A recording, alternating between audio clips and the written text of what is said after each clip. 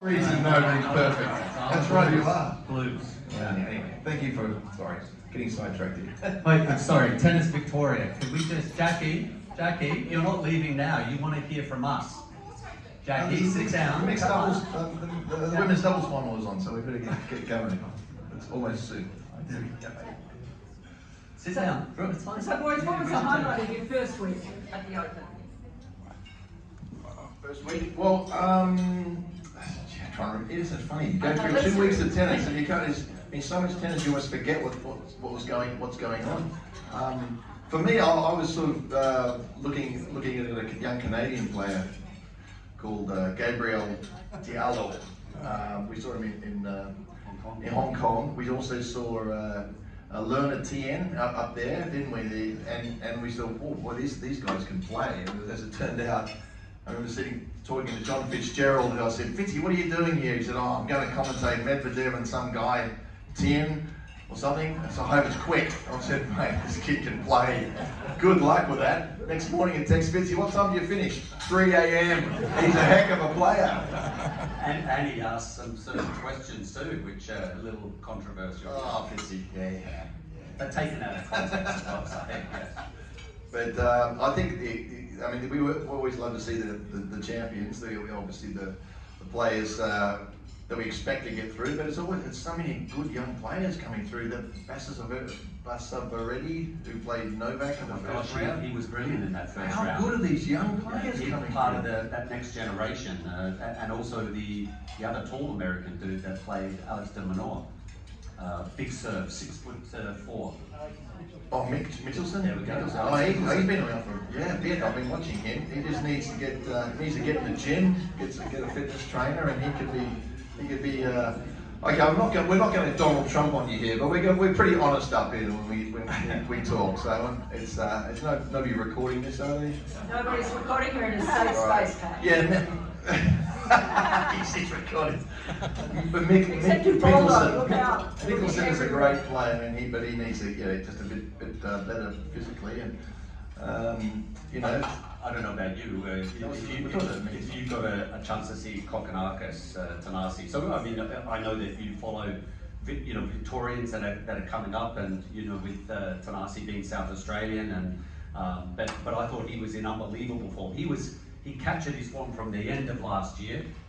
Some good results being here in Australia before he went to Davis Cup, and then kind of carried it into the first few rounds of the Australian Open. But another long, drawn-out match, and just hope that he can kick it on as far as the Australians. But kind of still in the shadow of the great result of Alex de Minaur.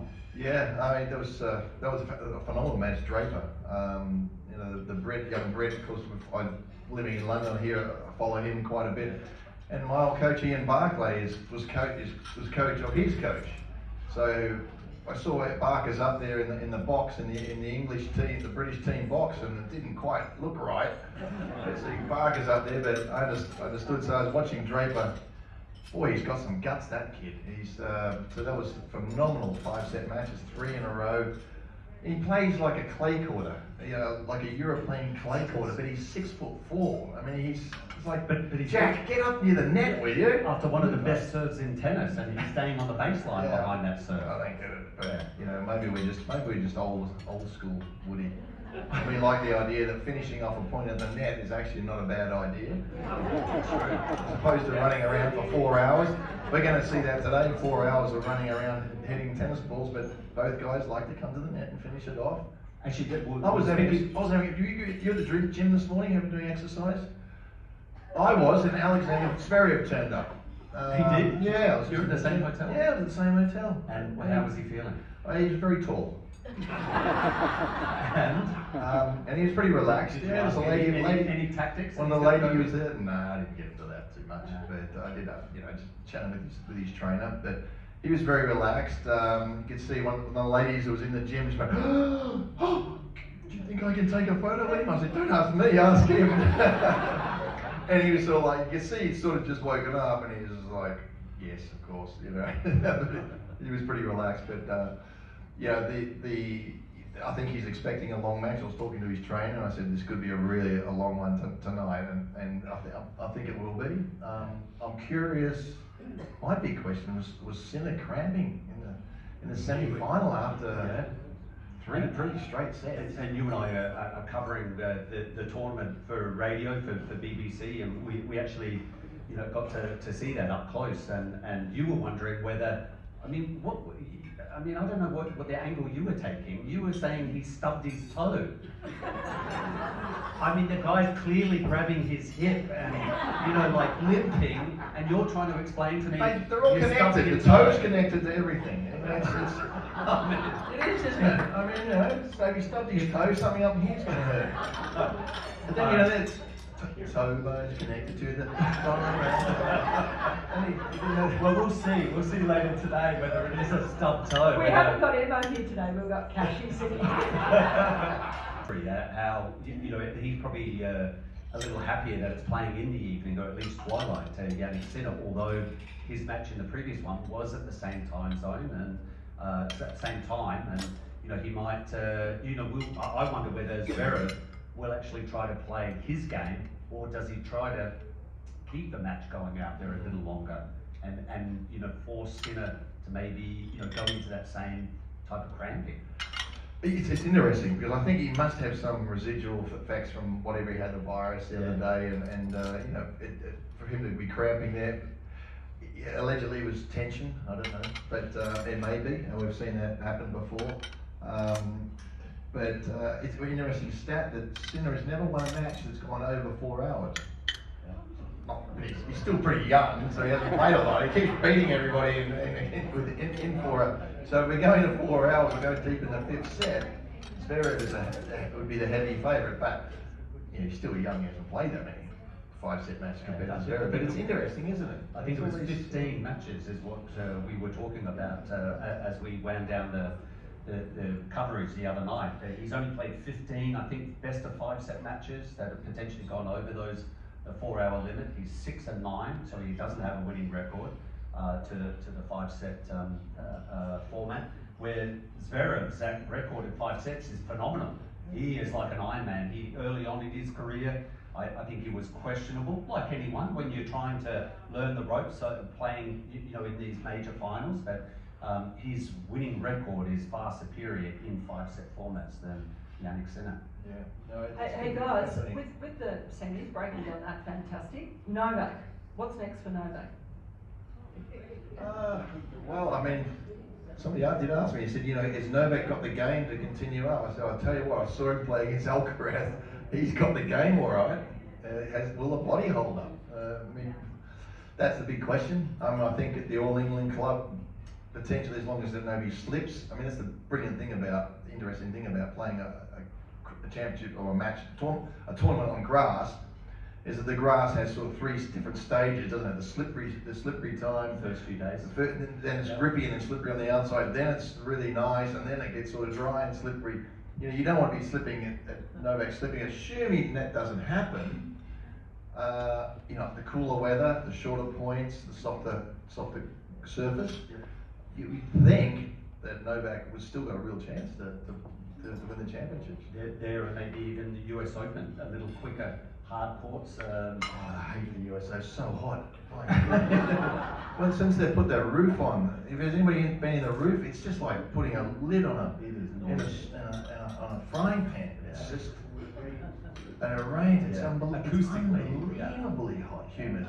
So I'm not sure if Novak gets in one of those matches, he's going to be. But I do think he's going to bounce back. So KP and even just chatting with Cashy, I thought this year was going to be, he would win a slam or two, given that I don't think there's due recognition for how hard a season 2023 was for Novak Djokovic, winning 3, I think, of the 4 majors, went deep in the ATP finals, got Serbia to the latter stages of Davis Cup. He was absolutely exhausted, had a short turnaround for 2024, and then of course, the injury. So given time off, everyone recuperates, and you would know a thing or two about recuperating and rebuilding your body to have to get ready for another season. But I felt like even at his age, Novak Djokovic was going to be a contender for a slam or two. Sitting and watching, I wasn't in the booth for that match. So you didn't hear the? No, I was in the crowd. I heard what was. Yeah, I wasn't sure if they were booing because they wanted the match to keep going. I might give them a benefit of the doubt, but to actually, the guys won the title here 10 times, and I don't know. People have short memories, don't they? I remember the match where they were playing Nadal. I can't remember what year it was. I mean, 5.5 hours. They're killing each other. He's left his soul out on that court, and the booing because he couldn't play anymore is quite ridiculous. Absolutely ridiculous. But I personally, and this is going on, I think we've got a problem with the crowds in Australia. Am I the only one? I'm not going. It's just gone too far. And the concern I had was I sitting next to Jane Herdlicker, and I said, Jane, some reason I must obviously gave me the wrong seat because I was in the front row. Did you go to town? Did you go to town on Jane? No, I didn't. Did you just let her know it? I let her know two things. One, the Fed and Davis Cup players should have tickets every bloody day and have a booth to watch the tennis. Hallelujah! Yes. Have you been invited to Tennis Australia once, maybe? Once, yeah. I invited one session. Thank you. Play Davis Cup, put our heart and soul in Fed Cup. And heart and soul will get no tickets. Okay, that's one thing I said to her. Give us a booth, corporate booth to sit there. The other thing is like, Jane, I think the crowds are getting out of control. I think we don't want these foreign players to walk away and thinking, yeah, we're uneducated. She goes, no, I love it. I think it's far enough. I said, okay, well we disagree on that. So they clearly want the loudness, the controversy, the people to come in, drink a whole bunch of beers and interrupt the players. That's not tennis for me. But you know what? Maybe through consultation, as we heard from Debbie when she was up there, they have a board. Each of the Grand Slams have a board, a committee that they converse with. So this one doesn't have any tennis players on it. Okay, well, let's heavy. Heavy is the truth. Hey, am I wrong? Am I right? I'm not going Donald Trump on you, but you got to call a spade here. Hey, Pat, are any of our TA board members still here? There you go. You a professional tennis player? No, there you go. Let's continue the next question. Thank you very much. He's on the soapbox. No, it's not right. You've got to have tennis people in a board. Let's hope they reassess that because the crowds are getting a little out of hand on John Cain. I'm not a fan of that cocktail court that they have, court 6, with the cocktail tables. They've kind of taken away the seating and they've added cocktail tables. So they're kind of encouraging the... I love the idea it's fun. Okay, it's got to be fun. It's always got to be fun, but you've got to have respect for tennis. And at least the umpires are calling it. Please have respect for the players. So they're trying to do their best. Yeah. So it's funny, Pat, because when you were a player, you were sort of seen as anti-establishment, larrikin, all of those things, and now you're talking the conservative line in many ways, which is cool. But it's a different sort of situation, I suppose, isn't it? I love tennis. I love the history of tennis, and I'm proud to be a representative of Australia and play my heart out for this country. And I have respect for understanding being a coach and a player. It's not easy out there, and I'd like to see you have a bit more respect in that regards. But I'd like to. Hey, give me a year. Give me your job. Give me a year at the ITF. I'll change some rules. What would the rules be that you would change? I would change some rules. Well, you want to hear my opinions? No ball tosses. Catch at the ball toss. Number 1. So it's a fault. When do they stop the clock to start the point? As you're starting your service, but then you can stop and catch it as many times as you like. No, as soon as they stop the shot clock, as soon as you move your action, points on. If you catch it, you lose the point. That's pretty simple. What about in the middle of a rally, the ball came and you just catch it, and you go, sorry, that forehand wasn't good enough, can we just start that again? What about the change of ends? Change of ends, they've got to quicken that up after one game, that players sit down. Here's a good one. Here's a good one for Tennis Australia. Now we've got electronic line calls. Why is the umpire's chair right in the middle, so about of our 1,000 people behind you cannot see the court. Move the umpire's chair back to in line with the players so everybody can see. What's the umpires doing? They're electronic line calls. Okay, that's a new one. Okay. Hey Pat, we'll have a feedback form at the back of the lunch. Yeah. That's a couple things. Medical timeouts. Here we go. I'm so sick of this changing the sport is all about momentum, is it not? Right. It's all about momentum. Go off for 5 minutes, 10-minute toilet break. I don't know how many times, I think once did I actually get over a 5-set match, did I actually get up and go to the toilet. And that was at the All England Club. I was playing John McEnroe on the round 2. There wasn't any toilets for the players to go. I went to the public toilet. I'm sitting there, I'm sweating. There's all these guys lined up in the urinal. I'm coming in, dripping the sweat, having a pee in the urinal. The match is, I'm literally at the Gateway 101, right at the toilet there. I'm having a pee, and these two guys are chatting with each other here like this. I'm next to them there going, right, McEnroe's got him now. He's and I'm sitting there going, I think you're right. Oh my God.